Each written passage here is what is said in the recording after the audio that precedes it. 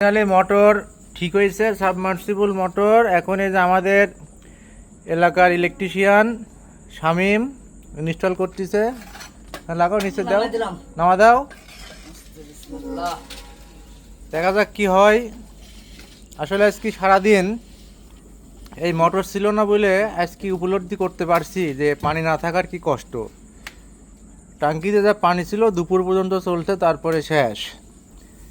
এই বেলায় পানি খরচ করা হচ্ছে বালতিতে মাইপি মাইপি, তাই জিনিস থাকতে মূল্য বোঝা যায় না। এই মোট কয়টা পাইপ নামালে? দুইটা নামছে। তো মোটরের আসলে তেমন কিছুই হয়েছিল না, ওই ফ্যানের সমস্যা হয়েছিল, বডির প্রবলেম ছিল।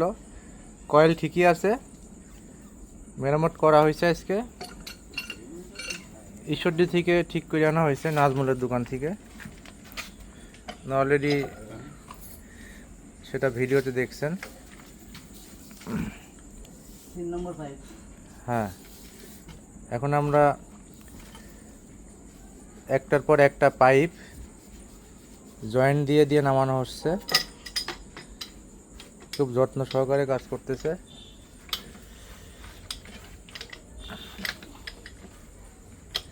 তো তুমি আর কি কি কাজ পারো? ইলেকট্রিক কাজ করি, আর সব রকমের কাজ চলে। ইলেকট্রিক, স্যানিটারি সবই চলে। বড় বড় বিল্ডিং এর কাজ লাও না? হ্যাঁ ভাই, বড় বিল্ডিং এর কাজ লি আমি। কন্টাক্ট লাও নাকি? কন্টাক্ট। তোমার পাশাপাশি কি দোকানও আছে? হ্যাঁ, পাশাপাশি আমার এই ইলেকট্রিক স্যানিটারি দোকান আছে। কোথায় সেটা? সেটা মোবাড়ি মন্দিরের পাশে, বাইপাস রোড, রাজ্জাকের মোড়। আচ্ছা, তো কতদিন ধরে এই পেশায় জড়িত আছো? পেশায় জড়িত ভাই আছি 2014 সাল থেকে। একটু এদিকে তাকাও, ক্যামেরার দিক। 2014 সাল থেকে জড়িত আছি ভাই।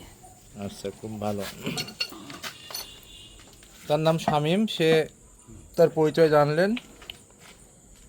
বেশ লং টাইম ধরে জড়িত এই লাইনে, 10 বছরের অধিক সময় ধরে কাজ করতেছে।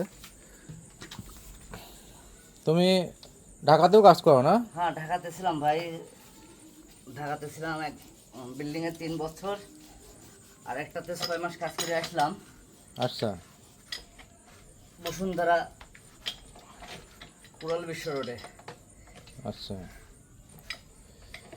এখন হাতে কাজ কতগুলো আছে? এখন 3টা আছে ভাই।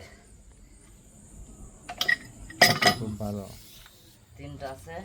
আজকে একটাতে গিয়েছিলাম ভাই। ওটা শুরু করলাম আজকে থেকে আর কি। তোমার অ্যাসিস্ট্যান্ট কয়টা আছে? মোট 4টা। অ্যাসিস্ট্যান্টের নাম কি? এই রনি আছে। রনি। তুমি কাজ কাম শিখিছো? হ্যাঁ, মোটামুটি ভালো করে কাজ করো, ফুল না হাফ। আস্তে আস্তে শিখে যাবে। হ্যাঁ, আশা করা যায়। আমাদের যে বাড়ির ঠিক এই যে পিছন সাইডে আমরা এই সাবমার্সিবলের জায়গাটা করছি।